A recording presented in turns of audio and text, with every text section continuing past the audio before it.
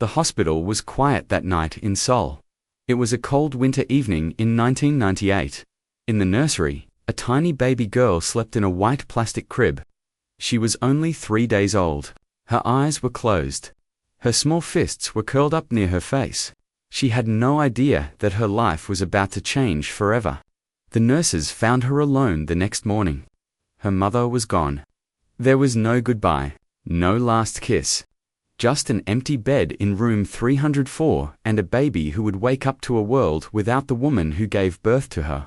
Next to the baby's crib, there was a note. It was written on plain paper with blue ink. The handwriting was shaky, like the person who wrote it had been crying. The note said only a few things. It had the baby's birth date, December 15, 1998, and it had one sentence that would echo through the years. Please give her a better life than I can, that was all. No name, no phone number. No address. No way to find the woman who had carried this baby for 9 months and then walked away. The hospital staff stood around the crib. They looked at the sleeping infant. Some of them felt angry. How could a mother leave her own child? Others felt sad. They knew that no woman makes this choice easily. Something terrible must have happened. Something must have forced her hand. They called the social workers. Within hours, a woman named Mrs. Kim arrived. She was in her 50s with kind eyes and tired shoulders. She had seen this before. Too many times. South Korea in the late 1990s was still struggling. Single mothers faced shame. Families turned their backs. Women had to choose between their babies and survival. Mrs. Kim picked up the baby gently. The infant stirred but did not cry. Her eyes opened for just a moment. They were dark and clear. Then she went back to sleep. We need to give her a name, Mrs. Kim said to the nurses. They thought for a while. Finally, someone suggested Minji. It meant bright and wise in Korean. It was a good name. A name full of hope. Maybe this little girl would grow up to be bright. Maybe she would be wise enough to understand why her mother had to let her go. Baby Minji was taken to an orphanage on the other side of the city. It was a grey building with small windows. Inside, there were rows of cribs. Babies crying. Toddlers playing. Children waiting. All of them waiting for families that might never come. The orphanage was not a bad place. The workers did their best. They fed the children. They changed diapers. They sang songs, but there were too many children, and not enough hands, not enough time, not enough love to go around. Minji grew in that place. She learned to sit up. She learned to crawl. She learned to walk by holding onto the bars of her crib. Other children around her laughed and screamed and played. But Minji was quiet. She watched everything with those dark, serious eyes. The workers noticed something about her. She loved sounds. When someone turned on the radio in the office, Minji would stop whatever she was doing. She would tilt her head and listen. Her whole body would become still. It was like she was drinking in the music. One of the workers, a young woman named Ji-yoon, would sometimes hum while she worked. Minji would follow her around. The little girl would try to hum the same tune. She was only 2 years old, but she could remember melodies after hearing them just once. This one is special, Ji-yoon would say. Listen to her. She has music inside her. But being special does not make you less lonely. At night, when the lights went out, Minji would lie in her crib. She would look at the ceiling. Sometimes she would cry, but not loud. Just quiet tears that rolled down her cheeks. Even as a small child, she seemed to understand that no one was coming. No one was going to pick her up and take her home. The orphanage kept a file on every child. Minji's file was thin. Date of birth. Date of arrival. Medical checkups. That was all. On the front of the folder, someone had written, Mother unknown. Father unknown. No family contact. These words would follow her. They were the only story she had. The only connection to where she came from, and they told her nothing except that she had been unwanted. That she had not been enough to make her mother stay.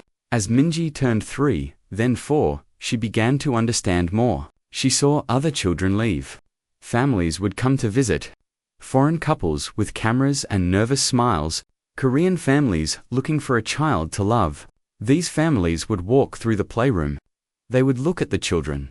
And sometimes, they would choose one. Minji watched them go. She would wave goodbye to the children she had known. Some part of her was happy for them. But another part of her wondered, why not me? What is wrong with me? She started to believe that she needed to be better, smarter, quieter, more perfect.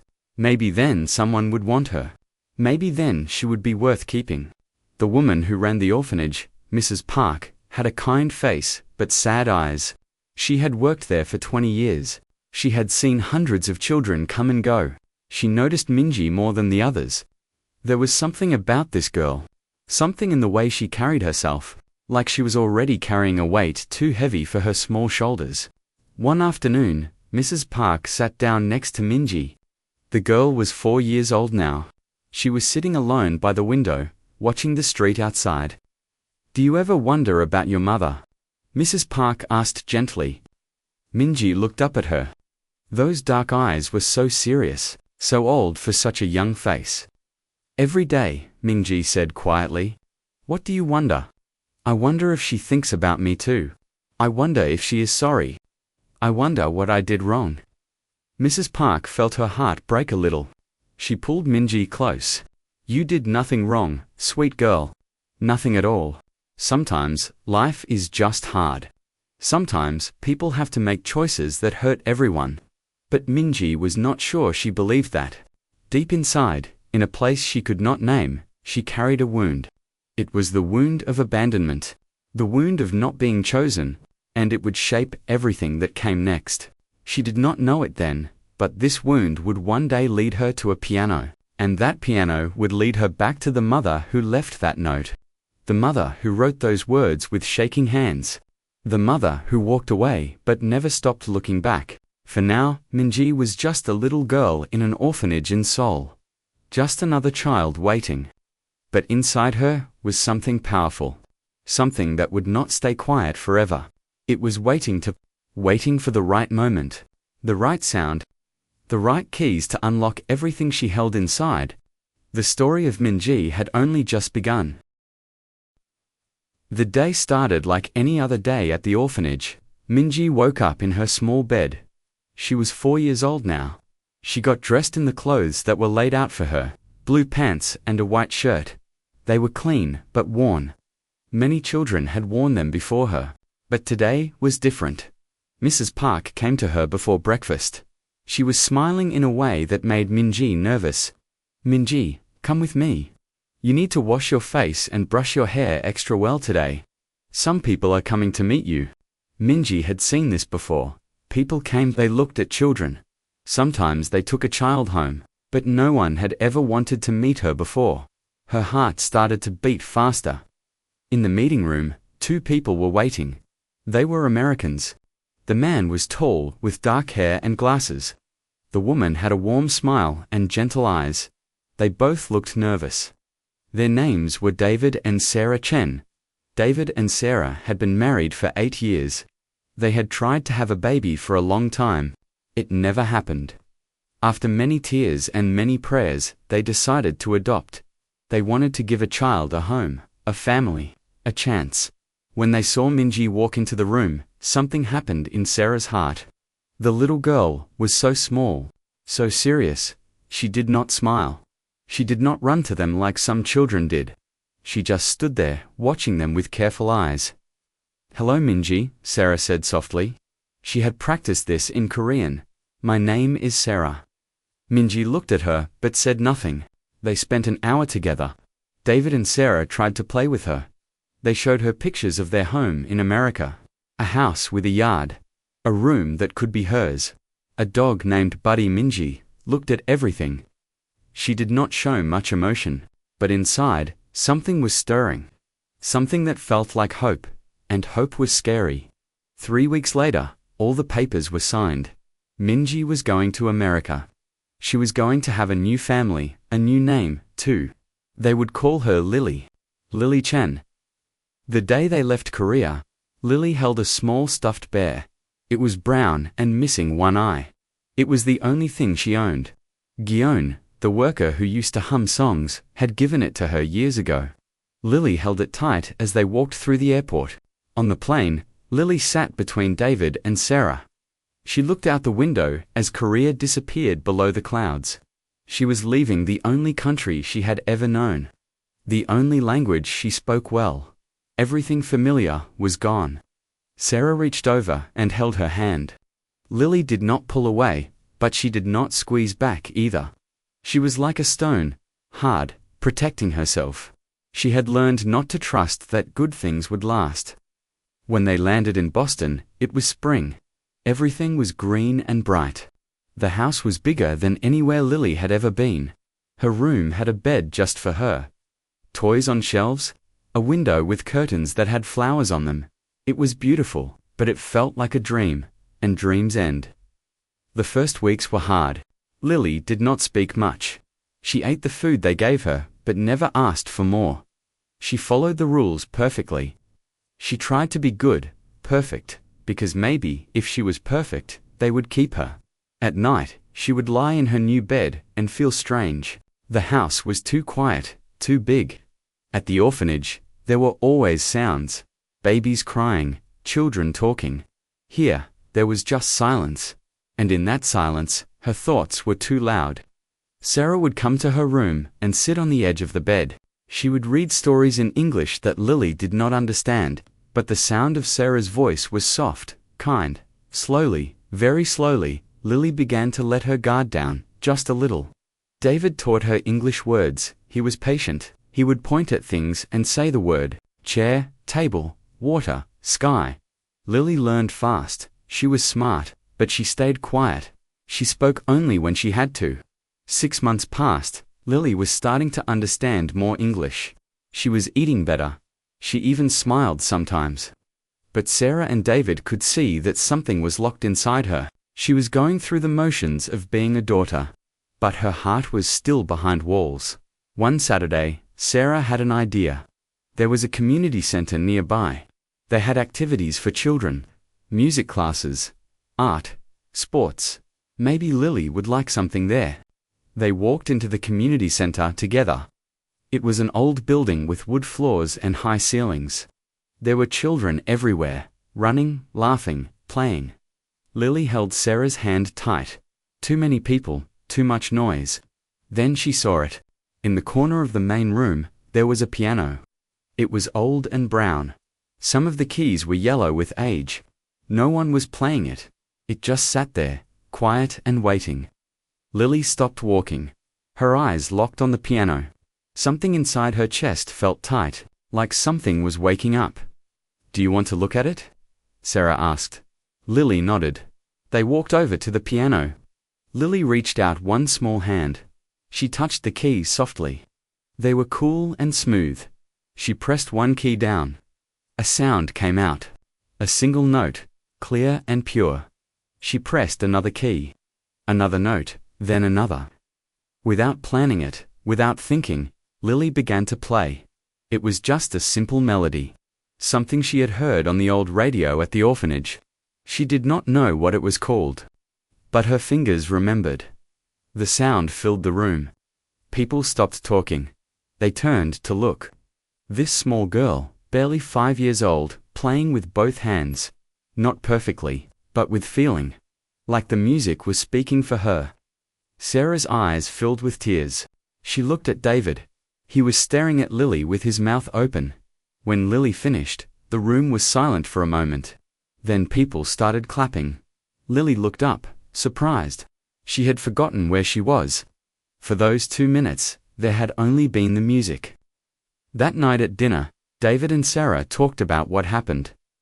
Lily ate her food quietly, but she was listening. "Lily," David said gently, "would you like to learn to play the piano? Really, learn?" Lily looked up at him. For the first time since they met her, her eyes were bright. "Alive? Yes," she said. It was the first time she had asked for anything. Sarah made phone calls the next day. She found a piano teacher named Mrs. Rodriguez. She was an older woman who had taught children for 30 years. She agreed to meet Lily. They bought a used piano and put it in the living room. It was not fancy, but it worked. When it was delivered, Lily stood in front of it for a long time, just looking, just touching the keys. That night, she played until her fingers hurt. She played the melodies she remembered. She made up new ones. The music poured out of her like water from a broken dam. Sarah stood in the doorway and watched. She finally understood. Lily had been carrying so much inside: pain, confusion, fear, questions that had no answers. She could not say these things with words. She did not know how, but she could say them with music. When Lily finally stopped playing and came to bed, she looked different. Lighter somehow, like she had put down something heavy. "Thank you," she whispered to Sarah as she climbed into bed. "For what, sweetheart?" "For the piano. For bringing me here. For not giving up on me." Sarah hugged her close. "We will never give up on you, Lily. Never. You are our daughter. You are home." Lily closed her eyes. She was not sure she believed it yet. Not completely, but for the first time in her life, she had something that was hers. Something that could not be taken away. The music was hers. It lived inside her. And no matter what happened, no one could make her give it back. She did not know it then, but this piano was going to save her life. It was going to give her a voice when she had none. It was going to carry her through the dark times that were still ahead. And one day, it was going to lead her back to the woman who left that note in a hospital room in Seoul. But tonight, she was just a little girl who had found her first true language. And in that language, she could finally start to tell her story. Mrs. Rodriguez came to the house for the first lesson on a Tuesday afternoon. She was a short woman with gray hair and strong hands. She had taught piano to hundreds of children. Most of them played for a few years and then quit. Only a few had real talent. Even fewer had the dedication to become truly great. She did not expect much from this lesson. The parents had told her about Lily, an adopted girl from Korea. Shy, quiet, had played a melody at the community center. That was nice, but many children could do that. Then Lily sat down at the piano. Mrs. Rodriguez showed her the proper way to sit, how to curve her fingers, how to read the most basic notes on the page. Lily absorbed everything like a sponge. Her eyes were focused, intense. "Now, let us try a simple exercise," Mrs. Rodriguez said. She demonstrated a basic scale. Up and down, 5 notes. Lily played it back perfectly. The first time, Mrs. Rodriguez blinked. "Good, now try this one." She made it more complex.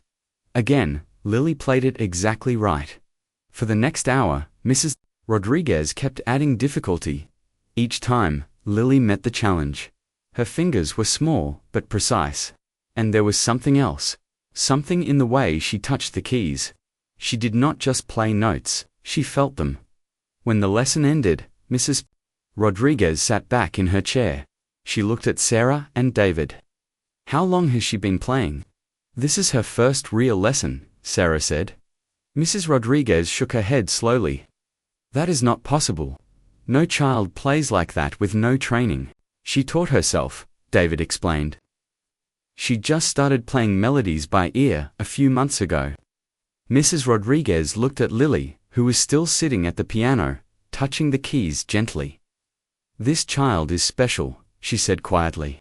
"Very special. If you let me teach her, if she works hard, she could be extraordinary." Lily was 7 years old when the lessons began in earnest. She practiced every day. 1 hour at first, then 2, then 3. She never complained. She never said she was tired. The piano was not work for her. It was breath. It was life. School was different. Lily was still quiet there. She had a few friends, but kept to herself, mostly. Other children did not understand her. She was different. She looked different. She acted different. Some kids were kind. Others were not. One day, a boy in her class made fun of her eyes, called her names. Lily said nothing. She just walked away. But when she got home, she went straight to the piano. Her fingers flew across the keys. The music was angry, hurt, powerful. She played for 2 hours without stopping. Sarah heard it. She understood. The piano was where Lily put everything she could not say. By the time Lily was 9, she was playing pieces that teenagers struggled with. Chopin, Bach, Mozart. Her fingers moved faster than seemed possible. But it was not just speed, it was the emotion in her playing. When she played something sad, people felt it in their bones. When she played something joyful, the room seemed to light up. Mrs. Rodriguez entered her in a local competition. Lily was the youngest person there. She wore a simple black dress that Sarah had bought for her. She walked on stage and sat at the grand piano. Her feet barely touched the pedals. The audience waited. Lily began to play. The room went silent. Even the judges leaned forward. This was not a child playing. This was an artist, a voice that spoke in notes instead of words. When she finished, there was a long pause. Then the applause started. It grew louder and louder. Lily won first place. She also won the Audience Favorite Award. People came up to her parents afterward. Where did she study before? They asked. Who was her teacher in Korea? They wondered. Sarah and David explained that Mrs. Rodriguez was her only teacher, that she had only been playing for 2 years. People did not believe them. The competitions continued. Local, then regional, then state. Lily won almost all of them. By the time she was 11, newspapers were writing about her. The piano prodigy from Boston. Adopted Korean girl finds her voice. Lily did not care about the attention. She did not like the cameras or the interviews. She just wanted to play. The piano was the only place she felt completely herself, completely safe. But something was happening inside her that no one could see. The more she won, the more pressure she felt. People expected her to be perfect. They expected her to win every time. She started to believe that her worth was tied to her playing. If she played well, she was valuable. If she made a mistake, she was worthless. It was the old wound. The wound from being left behind. The wound that whispered, "You have to earn love. You have to be perfect, or you will be abandoned again." She started practicing 6 hours a day, then 7, then 8. Sarah and David worried. They told her to take breaks, to play with friends, to just be a kid. But Lily could not stop. The piano was not just music anymore. It was her proof, her evidence that she deserved to exist, that she was worth keeping. When she was 12, a man from a music conservatory in New York came to hear her play. His name was Mr. Brennan. He was the director of admissions at the Manhattan Youth Conservatory, one of the best music schools in the country. He sat in the audience at a competition in Hartford. Lily played a difficult piece by Rachmaninoff. It was meant for adult hands, adult skill, but she played it with a depth that made people cry. After the performance, Mr. Brennan came backstage. He introduced himself to Lily and her parents.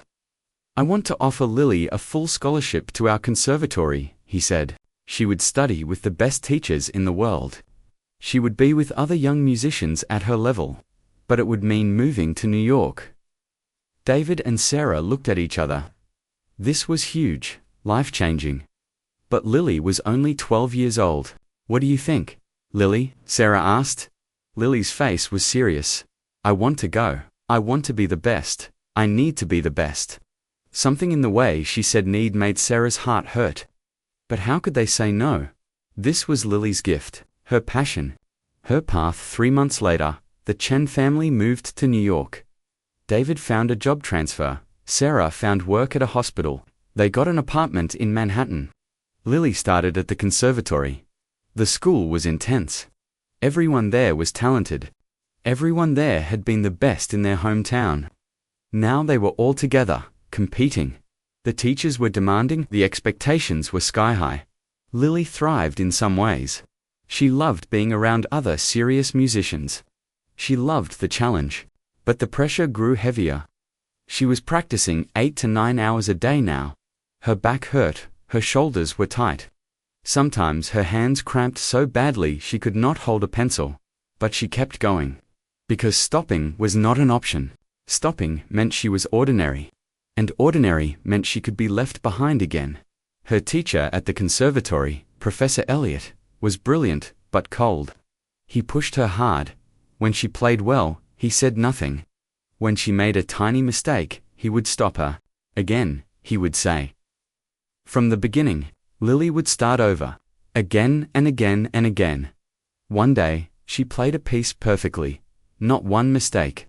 When she finished, she looked at him, hoping for some approval. Professor Elliot nodded once. Acceptable. But you can do better. Great is not good enough. You must be exceptional. Lily went home that night and played until midnight. Sarah came in and found her in tears, still playing. Lily, stop, you need to rest. I can't, Lily said. I have to be exceptional. I have to be worth it. Worth what? Worth keeping. Sarah pulled her away from the piano. She held her tight. Lily Chen, you are worth everything. Not because of how you play, not because of what you can do, just because you are you. Do you hear me? But Lily did not hear. Or maybe she could not let herself hear. Because if she believed she was enough, just as she was, what happened to the story she had been telling herself? The story that said she had been left because she was not good enough? If that story was not true, then her mother had abandoned her for no reason at all. And that was even harder to accept, so she kept playing, kept practicing, kept trying to prove something that could never be proved through music alone. By the time she was 13, Lily Chen was known across the country. She had performed in major concert halls. She had been on television. Music magazines wrote articles about her. But inside, she was coming apart. The smile she wore for cameras was not real. The confidence she showed on stage was armor. Underneath, she was still that little girl in the orphanage, wondering why she was not enough. The storm was building, and soon, it would break. Lily was 15 when the cracks started to show. On the outside, everything looked perfect. She was at the top of her class at the conservatory. She had won more competitions than anyone could count. Famous musicians knew her name. People called her a genius. But inside, she was drowning. She was practicing 10 hours a day now. Sometimes more. She would wake up at 5 in the morning and go straight to the piano. She would practice before school, during lunch, after school. Late into the night, her fingers ached constantly. Her wrists hurt, but she pushed through the pain. Sleep became rare. She would lie in bed, and her mind would race. She would think about mistakes she made that day, notes she played wrong, rhythms that were not perfect. She would get up at 2 in the morning and practice again, trying to fix what was broken. Sarah and David watched their daughter disappear. She barely ate. She never laughed anymore. She had no friends outside of the conservatory, and even there, she kept people at a distance. She saw other students as competition, not companions. Lily, you need to rest, David said one evening. Your body needs a break. I am fine, she said, not looking up from her music sheets. You are not fine. You look exhausted. I have an audition coming up. The Young Concert Artists International Auditions. I have to be ready. What happens if you are not perfect at this audition? Sarah asked gently. Lily looked up. Her eyes were fierce, desperate. Then, it was all for nothing. Everything I have done. Everything I have sacrificed. If I am not the best, then who am I? That question hung in the air like smoke. The Young Concert Artists International Auditions were the most important auditions of her life. Winners would get to perform with major orchestras. They would get management, recording contracts. This audition could launch a real career. Lily was 17 now. This was her chance. She prepared for 6 months. Professor Elliot drove her harder than ever. Every lesson was brutal. He tore apart her playing. Nothing was good enough. She had to be flawless. You are competing against the best young musicians in the world, he told her. Second place means nothing. You must win. You must be perfect. Lily believed him. She had to win. She had to prove that all the hours, all the pain, all the sacrifice meant something. The week before the audition, she barely slept. She practiced until her hands shook. She stopped eating regular meals. She just drank coffee and ate whatever was quick. Her body was running on empty, but she did not care. All that mattered was the piano. The night before the audition, she practiced until 3 in the morning. She played the same piece over and over. A difficult work by technically demanding. Emotionally intense, it had to be perfect. When she finally went to bed, she could not sleep. She stared at the ceiling, her heart racing. Her hands moved under the blankets, practicing the fingerings in the air. The audition was held in a beautiful hall in Manhattan. 50 young pianists from around the world were there. Only 3 would win. The judges were famous musicians, conductors, and teachers. They had heard everything. They were looking for something exceptional. Lily was number 3. She had to wait most of the day. She sat backstage, her hands folded in her lap. She did not talk to anyone. She just breathed and tried to stay calm. Finally, they called her name. Lily Chen. She walked onto the stage. The piano sat there, black and gleaming under the lights. The judges sat in the darkness of the auditorium. She could barely see their faces. She sat down. She adjusted the bench. She placed her hands on the keys. For a moment, everything was quiet. Her heart was pounding so loud, she thought the judges could hear it. Then she began to play. At first, it was perfect. Her fingers flew across the keys. Every note was precise. Every phrase was shaped beautifully. She was in control. But halfway through, something happened. Her left hand cramped. A sharp pain shot through her wrist. She pushed through it. She could not stop. She would not stop. The pain got worse. Her hand started to shake. Just slightly, but enough that she missed a note. Then another. The rhythm faltered. No, no, no. She tried to recover. She tried to get back on track. But the pain was overwhelming now. And worse than the pain was the panic. She was making mistakes. In front of the judges. In the most important audition of her life. She finished the piece. Barely. The last notes sounded weak, uncertain. She stood up. She bowed. She walked off stage. The moment she was out of sight, her legs gave out. She sank to the floor. Her whole body was shaking. She could not breathe right. The world was spinning. Someone called for help. A medic came. They asked her questions, but she could not answer. She just kept saying, "I failed. I failed. I failed." They called her parents. Sarah and David rushed to the hall. They found Lily in a back room, sitting on the floor, staring at nothing. "I ruined it," she whispered. "I worked so hard, and I ruined it." "It is okay," Sarah said, holding her. "It is just one audition. It is not just one audition." Lily screamed. "It is everything. If I am not the best pianist, then who am I? What am I worth?" David knelt beside her. "Lily, you are our daughter. That is who you are. That is what makes you valuable. Not the piano. Not winning, you." But Lily could not hear him. She was too deep in the spiral. Too far gone. 2 days later, the results were announced. Lily Chen had won first place. Despite the mistakes, despite the struggle, the judges had seen something in her playing. They saw the raw emotion, the depth, the artistry. She should have been happy, but when they called to tell her, she felt nothing. Just emptiness. That night, there was a small ceremony for the winners. Lily had to go on stage and accept her award. She had to smile and shake hands and thank people. She did it all like a robot, moving through the motions. When it was her turn to play a short piece for the audience, she sat at the piano. She placed her hands on the keys, and then, something inside her just broke. She could not do it. She could not play. Her hands would not move. The audience waited. The silence stretched on. People started to whisper. Lily stood up. She walked off the stage. She walked out of the building. She kept walking until she found a bench in a dark park. And then she collapsed. Sarah and David found her an hour later. She was just sitting there, staring at her hands. "I cannot do this anymore," she said. "I cannot play anymore. I cannot be this person anymore."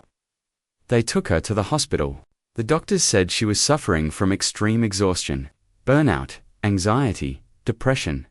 Her body had been telling her to stop for months, but she had ignored all the signs. They kept her in the hospital for 2 weeks. She slept, she ate, she talked to doctors, she cried a lot. Years of tears that she had never let herself cry. A therapist came to see her every day. Her name was Dr. Washington. She was a black woman with a calm voice and patient eyes. "Tell me about your mother," Dr. Washington said one day. "Which one?" Lily asked. "The one who gave birth to you." Lily was quiet for a long time. "I do not remember her. She left me when I was 3 days old." "How does that make you feel?" "Like I was not enough. Like something was wrong with me. Like I had to earn the right to be kept." "And the piano? What does it mean to you?" Lily thought about this. Really thought about it. It was proof. Proof that I was special. That I was worth something. That I deserved to exist. And now? Now, I do not know. If I am not a pianist, then who am I? Dr. Washington leaned forward. "That is the question you need to answer, Lily. Not who you are when you play. Who you are when you are just you. No piano, no audience. No judges, just you." That question terrified Lily more than any audition ever had. When she left the hospital, she made a decision. She would not play piano for 6 months. She needed to learn who she was without it. Sarah and David supported her. Professor Elliot did not. He said she was throwing away her career, that she was being foolish. But Lily did not care what he thought. For the first time in her life, she was putting herself first. Not the music. Not the competitions herself. The piano sat in the living room, silent. Lily walked past it every day. Sometimes she wanted to play. Her fingers itched for the keys. But she resisted. She started seeing Dr. Washington twice a week. They talked about everything. About career, about the orphanage, about feeling abandoned, about trying to earn love through perfection. "You cannot earn love, Lily," Dr. Washington said. "Real love is given freely. Not because you deserve it. Not because you are perfect. Just because you are you." Lily wanted to believe that. But it was hard. It meant letting go of the story she had carried her whole life. The story that said she had to be extraordinary to matter. Over those 6 months, something shifted in Lily. She started to see that she had been running from the pain of being left, running from the fear that she was not enough. The piano had been her escape. But it had also been her prison. She was 18 now. She had to decide what to do next. She could go back to the conservatory, or she could walk away from music forever. Or she could find a new relationship with the piano, one that was healthier, one that was based on love, not fear. She did not know what she would choose. But for the first time, she knew she had a choice. And that made all the difference. The piano sat in the living room, covered with a white cloth. 6 months had passed since Lily touched it. 6 months of therapy. 6 months of learning to be someone other than a pianist. 6 months of silence. It was a Tuesday afternoon when everything changed. Lily was sitting by the window, reading a book. The apartment was quiet. Sarah was at work. David was at work. It was just Lily and her thoughts. Then she heard it. Music from the apartment next door. Someone was playing piano. Not very well. The notes were clumsy. The rhythm was off. But there was something joyful in it. Something free. Lily listened. Her fingers twitched. For 6 months, she had avoided the piano like it was poison. But now, listening to that imperfect music, she felt something different. Not pressure, not fear, just a gentle pull. Like an old friend calling her name. She stood up. She walked to the piano. She pulled off the white cloth. The wood was dusty, but still beautiful. She sat down on the bench. She lifted the lid. Her hands hovered over the keys. She was afraid. What if the old feelings came back? What if she fell into the same trap? But then she remembered what Dr. Washington had said. You can love something without letting it define you. You can return to what hurt you and change the relationship. Lily took a breath. She touched one key. A single note. It sounded pure, clear. Just a note, not a judgment. Not a test. Just sound. She played another note. Then a scale. Then a simple melody. Nothing fancy.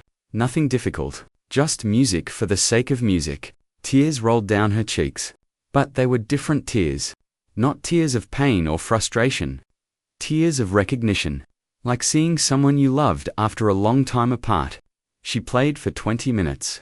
When she stopped, she felt lighter. The piano was no longer her master. It was just an instrument. A tool for expression, not a measure of her worth. That night at dinner, she told her parents her decision. I want to go back to school, but not to the conservatory. I want to go to a regular college. I want to study music, but I also want to study other things. Psychology, maybe therapy. I want to understand why people hurt and how they heal. Sarah smiled. David reached across the table and squeezed her hand. That sounds perfect, he said. 4 months later, Lily enrolled at Juilliard. But this time was different. She was not just studying piano performance. She was taking classes in music therapy, psychology, human development. She wanted to understand how music could help people heal. Her new piano teacher was different from Professor Elliot. Her name was Ms. Rivera. She was in her 60s, with grey hair and warm eyes. The first lesson, she did not ask Lily to play. She just talked with her. Why do you play piano? Ms. Rivera asked. Lily thought about this. A year ago, she would have said, to be the best, to win, to prove myself. But now, I play because music says things that words cannot. I play because it connects me to something bigger than myself. I play because it helps me feel. Ms. Rivera smiled. Good, that is why we make music. Not to be perfect. Not to win prizes. To be human. To connect. To feel. Under Ms. Rivera's guidance, Lily's playing changed. It was still technically brilliant, but now it had something more. It had truth. It had vulnerability. She was not trying to impress anyone. She was trying to communicate. One day, Ms. Rivera told her about a volunteer opportunity. There was a children's home in Brooklyn. They needed someone to teach music to kids in foster care. I think you would be good at this, Ms. Rivera said. You understand what those children feel. You have been where they are. Lily was nervous, but she said yes. The children's home was a brick building with a small playground. Inside, there were about 30 kids, ages 5 to 17, all of them waiting for families, all of them carrying wounds. Lily started teaching piano twice a week. At first, the kids were skeptical. Another volunteer who would leave eventually. Another person who would disappoint them. But Lily kept coming back. Week after week. She was patient. She was kind. She never pushed them. There was one boy named Marcus. He was 10 years old, angry, defensive. He did not want to learn piano. He said it was stupid. But Lily saw through the anger. She saw the hurt underneath. You do not have to play if you do not want to, she told him. But can I show you something? Marcus shrugged. Lily sat at the piano. She played a piece she had written. It was about being lost. About being angry. About feeling like no one understood. The music was dark and stormy. Then it shifted. It became softer, hopeful. Like a sunrise after a long night. When she finished, Marcus was staring at her. Did you make that up? Yes. I wrote it about my own life. About being adopted. About feeling angry at my birth mother for leaving me. Marcus's eyes widened. You were adopted too. Yes, from Korea.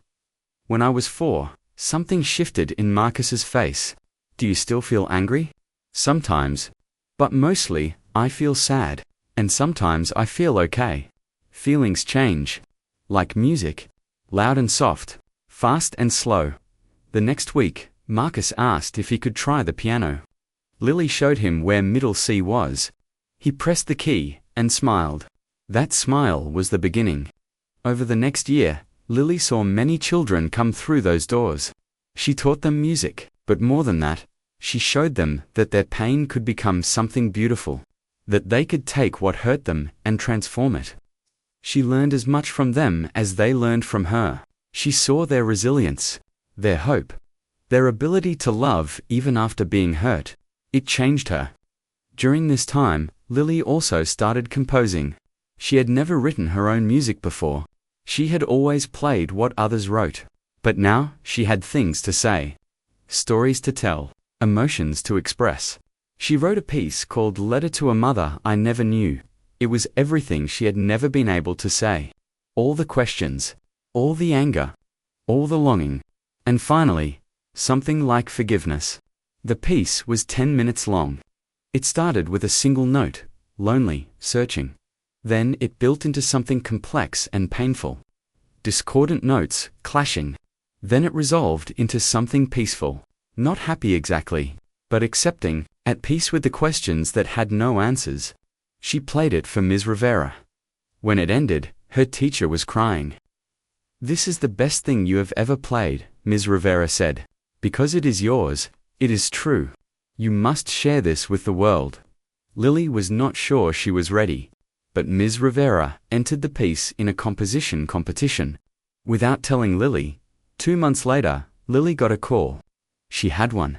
Not only that, but a famous conductor named Maestro Chen had heard the recording. He wanted her to perform it, with a full orchestra. At Carnegie Hall, Lily's heart stopped. Carnegie Hall, the dream of every classical musician. The most famous concert hall in the world. But this was different from the competitions she used to enter. This was not about proving herself. This was about sharing something real, something vulnerable, something true. She said yes. They set the date, 1 year away, December 2017. That gave her time to prepare. Not just the music, but herself. She needed to be ready to stand on that stage and bare her soul. That year was intense, but it was different from before. She practiced hard, but she also rested. She ate well. She slept. She spent time with friends. She lived a balanced life. She continued teaching at the children's home. She continued her studies. She continued therapy with Dr. Washington. All of it was part of preparing for Carnegie Hall, because this performance was not just about her fingers on the keys. It was about her heart. Her story, her truth. As the date got closer, Lily started thinking more about her birth mother, the woman who left her, the woman who had shaped her life by her absence. She wondered, where was she now? Was she still alive? Did she ever think about the baby she left behind? Did she know what that baby had become? One night, Lily talked to Sarah about it. "I think I want to find her, my birth mother. I want to know who she is. I want to know why." Sarah was quiet for a moment. Then she said, "Are you ready for what you might find, or not find?" Lily nodded. I need to know. Not to punish her, not even to forgive her. Just to understand, to see her as a real person, not just the ghost who has haunted me my whole life. "Then we will help you look," Sarah said. "We will do this together." That decision set something in motion, something that would change everything. The search for her birth mother would lead Lily down a path she never expected. It would answer old questions and raise new ones, and it would lead to that moment on the stage at Carnegie Hall, where past and present would finally meet. But for now, Lily was just a young woman learning to live with an open heart, learning to make music not from fear or obligation, but from love, learning that the greatest performance is not the one that is perfect, but the one that is true. And truth, she was discovering, was the hardest and most beautiful thing to play. The search began on a cold morning in March. Lily sat at her laptop with Sarah beside her. David was making coffee in the kitchen. They had all agreed to do this together. To face whatever they found, together. Lily typed words into the search engine. How to find birth parents in South Korea. Hundreds of results appeared. Stories of reunions. Stories of disappointment. Advice. Warnings, hope, heartbreak. She learned that South Korea had organizations that helped adoptees search for their birth families. There were DNA databases, registries, social workers who specialized in these searches. But there were no guarantees. Many birth mothers wanted to stay hidden. Many had moved on with their lives. Some had died. Lily registered with 3 different organizations. She submitted her birth date, the hospital where she was born, the name of the orphanage, any detail she could remember or find in her adoption papers. Then she waited. Weeks went by, then a month, 2 months, nothing. Lily tried not to let hope build too high. She knew the statistics. Most searches ended in silence. But she also sent her DNA to an international database, a service that connected adoptees with biological relatives. She spit in a tube, sealed it, mailed it off, and waited some more. While waiting, she practiced for Carnegie Hall. The performance was 9 months away. She played her composition every day. Each time, she discovered something new in it. Some emotion she had not noticed before. Some memory buried in the notes. She also wrote letters to the mother she had never met. She did not mail them. She just wrote them and kept them in a notebook. "Dear Mother," one letter said, "I used to be so angry at you. I thought you threw me away because I was not good enough, but I am learning now that maybe you left me because you loved me. Maybe you thought I would have a better chance without you. I do not know if that is true, but I am trying to believe it. I am trying to understand." Another letter said, "I want you to know that I am okay. I was adopted by good people. They love me. They gave me opportunities you could not give me. I play piano now. I am going to perform at Carnegie Hall. I wish you could be there. I wish you could see what I became." Writing the letters helped. They were a way to process feelings that had no other outlet, a way to talk to the ghost that had lived in her heart for 19 years. Then, in late June, she got an email. It was from the DNA database. Subject line, "Potential match found." Lily's hands shook as she opened it.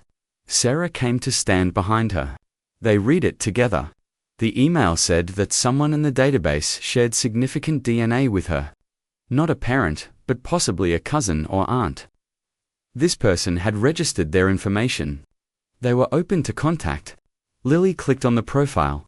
The name was listed as Park Ji, age 42, location, Seoul, South Korea. In the message section, it said, "Looking for information about my sister's daughter. Born December 15, 1998. Baby was left at hospital. Please contact me if you have information." Lily could not breathe. This was real. Someone was looking for her. Someone who might know her mother. She replied immediately. "My name is Lily Chen. I was born on December 15, 1998. In Seoul, I was left at the hospital and later adopted. I believe you might be my aunt. Please write back." She sent the message. Then she waited. Every hour felt like a day. Every day felt like a year. 3 days later, she got a response. "Lily, I am Ji. Your mother is my younger sister. Her name is Park Soo. She has looked for you for 19 years. She thought she would never find you. She thinks about you every day. She wants to talk to you. Are you ready?" Lily read the message 10 times. Her mother, Park Soo. She had a name now. And her mother had been looking for her. All these years, she had not forgotten. She had not moved on.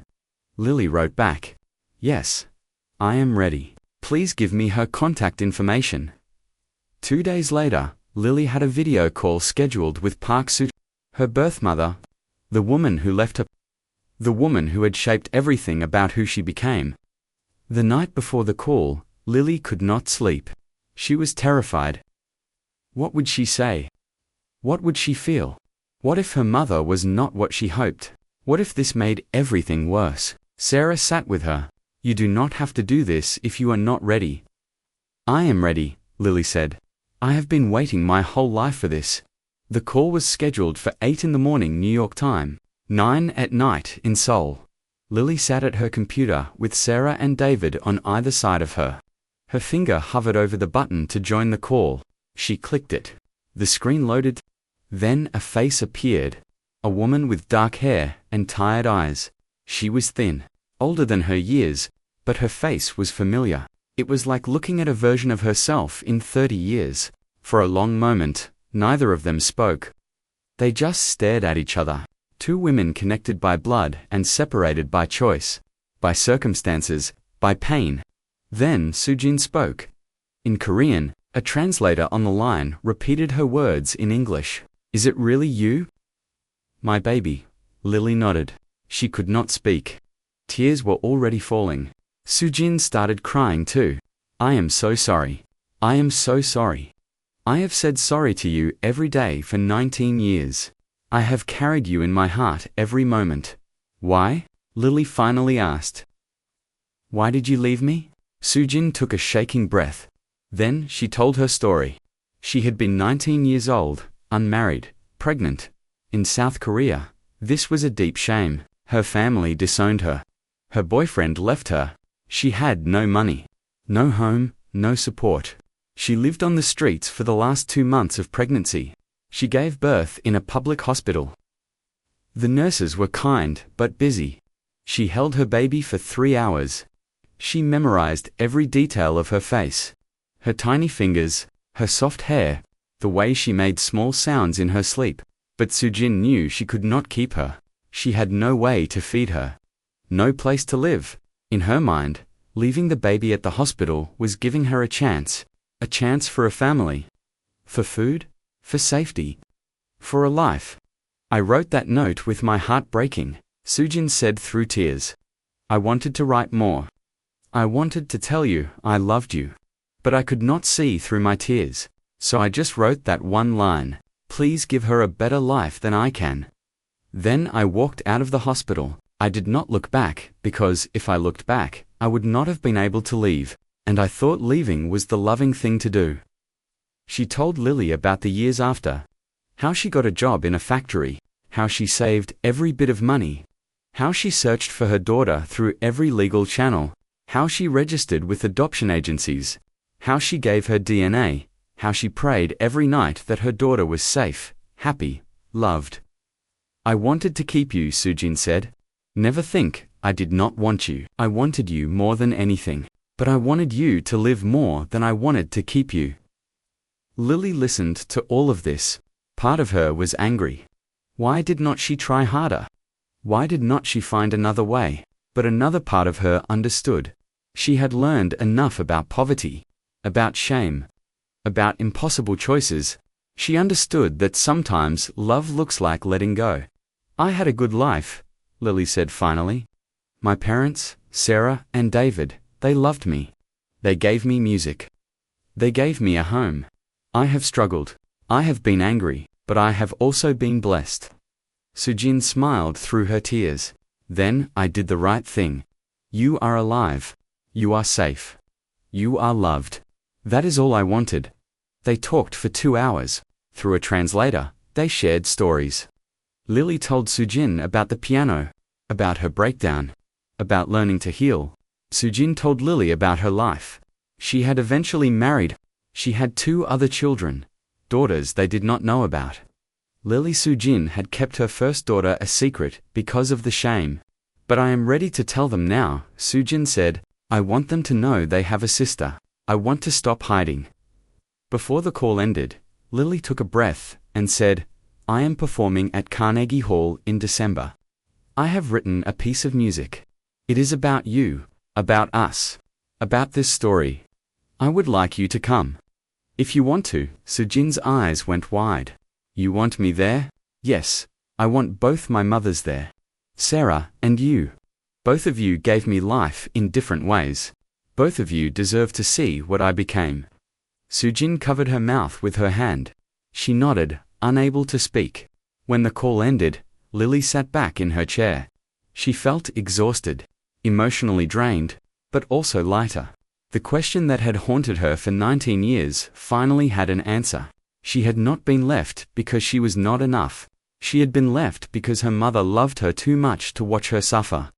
It was not a perfect answer. It did not erase the pain, but it was true. And truth, even painful truth, was better than the stories she had told herself. Over the next months, Lily and Sujin talked regularly. They sent messages, photos, videos. They learned about each other slowly, building a relationship from nothing. It was awkward sometimes. The translator made everything slower. The cultural differences were big, but they tried. Both of them tried. Sujin bought a plane ticket to New York. She would arrive 2 days before the Carnegie Hall performance. Lily was nervous about meeting her in person, but she was also ready. Ready to close the circle, ready to bring together all the broken pieces of her story and see what shape they made when they fit together. The past was catching up to the present, and the piano, the instrument that had saved her and almost destroyed her, was going to be the bridge that connected everything, mother to daughter, pain to healing. Question to answer. Carnegie Hall was waiting. December came fast. The trees in New York were bare. The air was cold and sharp. Carnegie Hall stood on 7th Avenue, its red and white facade glowing in the winter evening. Inside, 2,800 seats waited to be filled. And in one of those seats, a woman from South Korea would sit and watch the daughter she gave away 19 years ago. Lily had not slept well in 3 days. Not because of nerves about the performance. She had performed hundreds of times. She was ready. But Sujin was coming. Today, in a few hours, Lily would meet her birth mother face to face for the first time since she was 3 days old. The plan was to meet at the hotel where Sujin was staying. Lily, Sarah and David would go together. They would have lunch. They would talk. Then they would all go to Carnegie Hall together. Lily changed clothes 5 times that morning. Nothing felt right. Finally, Sarah came into her room. "It does not matter what you wear," Sarah said gently. "She is not coming to judge you. She is coming to see you. The real you." Lily chose a simple sweater and jeans. She looked at herself in the mirror. She saw her mother's eyes looking back at her. Sujin's eyes. She had seen them on the video calls, but soon she would see them in person. The hotel was in Midtown. They took a taxi. Lily sat between her parents, holding both their hands. Sarah squeezed her left hand. David squeezed her right. They did not say much. What was there to say? They walked into the hotel lobby. It was elegant. High ceilings. Marble floors. People in business suits walking past with briefcases and phones. And there, sitting on a sofa near the window, was a woman in a dark blue coat. Her hair was pulled back. Her hands were folded in her lap. She was looking at the door like she had been waiting forever. Their eyes met. Sujin stood up slowly. She was shaking. Lily could see it from across the lobby. Lily walked toward her. Each step felt impossible, like walking through water, through time, through all the years that had separated them. They stopped 3 feet apart, just looking at each other. In person, the resemblance was even stronger. Same cheekbones, same mouth, same hands. "Hello," Lily said in Korean. She had been practicing. Sujin's eyes filled with tears. "Hello, my daughter." Then they moved toward each other. The embrace was hesitant at first, uncertain, but then Sujin pulled Lily close and held her like she had wanted to hold her for 19 years, like she was trying to make up for every hug she missed, every birthday, every scraped knee, every nightmare, every moment of joy. Lily let herself be held.